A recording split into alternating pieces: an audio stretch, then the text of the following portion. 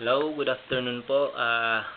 Ito po ang part 2 ng Rubik's Cube tutorial, video tutorial, Tagalog version ng Rubik's Cube 3x3. At pupunta na po tayo, dadako na po tayo sa second layer. So, kung di pa po marunong mag first layer, panoorin niyo po yung isa kong video po.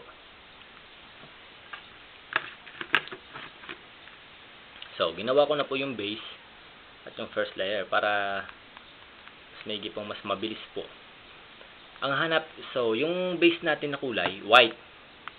White po, di ba? So kapag white na yung base natin, yung opposite color niya ay yellow. So ibig sabihin yung mga edge na nandito sa second layer, dapat walang yellow. Halimbawa po yung ito, red tsaka green. So hanapin natin yung edge na yon. Ito siya, di ba? Nasa third layer lagi sila. Tatapat natin yung green, red. So dito siya lalagay, 'di ba, sa pagitan na 'to. So kanina sa paggawa natin ng corners, nilalagay natin sa pagitan. 'Di ba? Nung dati pala, nilalagay natin sa pagitan. Pero ngayon hindi na. So yung isang kulay na nandito sa ibabaw, green, 'di ba? Tatapat na sa green center. Yung ilalim niya red. So kung nasa red siya, nandito yung red, 'di ba? Ito yung red center, so dapat nandito siya. Nandito yung red na katapat. So, itong red na to, ilalagay natin dito. At para mangyari yun, iikot lang natin itong third layer. Ito, diba? Itong pula dapat nandito. So, ayan. Diba? Ano lang kasimple. Yung red, ka-opposite niya yung red dito. At yung green, katabi niya din green dito. Ako ba? Mas maigi po kung uulit-ulitin nyo talaga. At saka habang ginagawa nyo yun, mas maintindihan nyo kung habang pinapanood, ginagawa nyo rin po. So yung red, opposite niya, yung nasa ilalim na kulay, dapat opposite niya yung dito. Tapos yung green, yung kulay niya naman dito, katabi niya. So dito natin siya ilalagay, di ba? Sa side na to. So dito tayo mag-move. Kung anong kulay na nasa ilalim, mamaya pa natin, hindi ka dyan naharap. Kung ano yung nasa ibabaw, halimbawa, ito green. Tapos ilalim red. Doon ka sa nasa ibabaw, green. Doon ka tatapat. Green, di ba? Hindi po sa edge na yun, ha. Doon po sa center ng green. So dito natin siya lalagay kasi dito, di ba, red, green dito sa pagitan na to. So dito natin mag-move. Ang move po nito ay para lang sa right side kasi merong move na pang second layer na left side at saka right side. So dito right side to, di ba? So ang gagawin natin, down, left, ulit ko lang po, malilito kayo. Down, right, up. So kanina green tayo nakatapat. Yung partner niya po ay red, di ba? So pagkatapos po ng move na yon, sa tatlong move na yon, dito naman po tayo sa red tatapat. Right.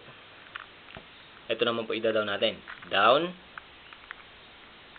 left, up. So kung mapapansin po natin, na position na po ang green at saka red. Yan po. At wala pong nagulong center ulit. So hanap tayo ng edge sa ilalim na walang yellow. Itong blue at saka orange. So yung nasa ilalim orange, yung blue nasa ibabaw. So itong blue na nasa ibabaw, itatapat natin sa blue center. Blue. So yung nasa orange, di ba? Ito yung orange center. So kung ito yung center, dito natin ilalagay kasi opposite nga sila eh. Lagi silang opposite dito. Yung orange dito yung orange. So itong orange na to, puposition natin dito. Ikutin ulit natin itong third layer. Yan. At yung move natin, total dito natin siya ilalagay ulit. Ganun pa rin yung move natin sa blue. So kung ano yung nasa ibabaw na kulay na blue, dun ulit tayo tatapat muna. Blue. Ang gagawin natin ulit natin na move ay right side. Down, right, up. Tatlong move, lipat sa kabila. Kung ano yung partner na kulay niya, nasa ilalim is orange. So sa orange tayo tatapat. Right, down,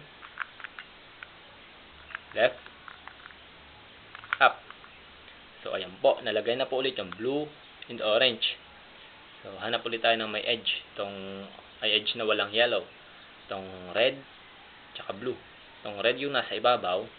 So yung red natin ay tatapatan sa red center. Yan po. So yung blue nasa ilalim. So yung red ay yung blue, tatapat natin sa, yung opposite natin dito, di ba? Blue dito. So, dapat dito yung blue. Blue dito. Dito yung blue. So, lilipat ulit natin to. Yan. Blue dito, blue dito. Yung red, katabi niya lang yung red. So, dito natin ulit siya ilalagay sa right side. Yung move natin kanina sa dalawang edge na linagay natin sa second layer, ganun ulit. Dito ulit tayo sa right side. Down, right, up. Sa pangalawang kulay, haharap. Right, down, left, up. So, ayan. Nalagay na ulit. So, isang edge na lang kulang. Ito maganda to kasi left side na siya. Malalaman nyo kung paano mag left side. So, green yung nasa ibabaw niya, di ba? At orange nasa ilalim. So, yung orange, mamaya pa yan. Yung green, katapatan sa green. Center. Yan. Green, center. So, yung orange, ito yung orange sa kabila. So, dito natin siya lalagay kasi opposite dapat. So, ito, dapat dito. So, yan. Orange dito, orange dito. Tatlong laktaw yan. 1, 2, 3. Yan, tatlong laktaw. 1, 2, 3. Tatlong kulay. So, yung green katabi niya. So, sa left side naman tayo. Total, yung nasa ibabaw na kulay ay green. Sa green muna tayo tatapat. At dito naman tayo mag-move na sa left side. Ang gagawin nating move ay down. Down na, down. Left, up. Green, di ba? Ang partner niya ay orange. So, sa orange na tayo haharap. Yan. Ang gagawin natin na move ay dudugtungan siya ng orange, ay left, down, right, up. So, ayan po. So, ulit tayo ng isa pang move para sa left side para mas maintindihan po.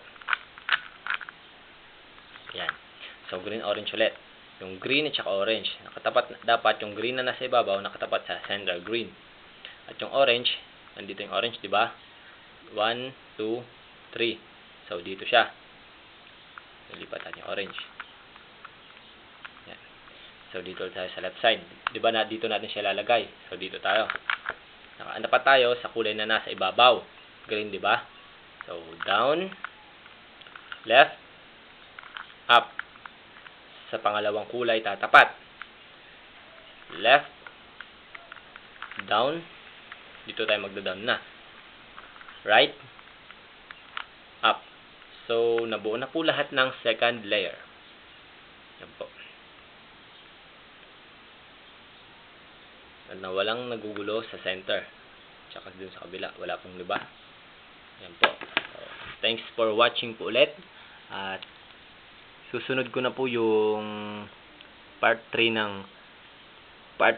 na video ng Rubik's Cube tutorial. 3x3x3. Thanks for watching po at mag-subscribe po sana kayo sa YouTube account ko po. Salamat po at please be share. Salamat po ulit.